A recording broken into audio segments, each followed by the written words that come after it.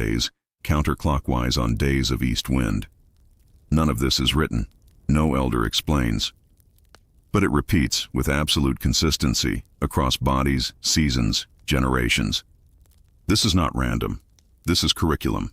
In Carthaginian houses of thought, learning was a ritualized descent into pattern. Words were not the only currency of meaning. In fact, they were used with caution, like fire in a granary. Too much speech could consume the structure. Instead, language was distributed, whispered, rationed, wrapped in gesture.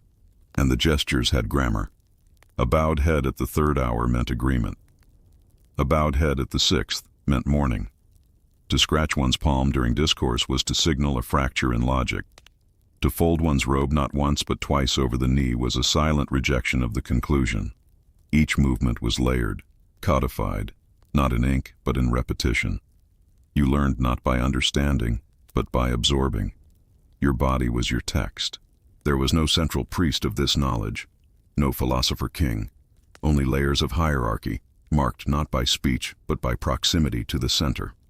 The closer you sat to the central flame, the hearth that burned all night, the more you were seen as aligned.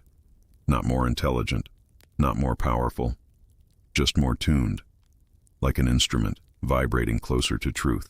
This central fire, incidentally, was never permitted to extinguish. Its flame, guarded through day and night, was believed to be the only element in the house that could not lie. Fire was motion made visible. It danced but did not deceive.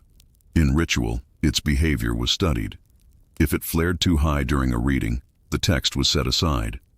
If it crackled during silence, a wrong gesture had been made. In this way, the fire was teacher and judge. Those who studied here did not graduate. They transformed. Slowly. You would not notice the change. But after a season, your hands would hesitate less before motion. Your gaze would lower not in submission, but in calibration. You would sleep lighter, eat slower, think less but with greater depth. You would no longer seek clarity. You would seek resonance, harmony.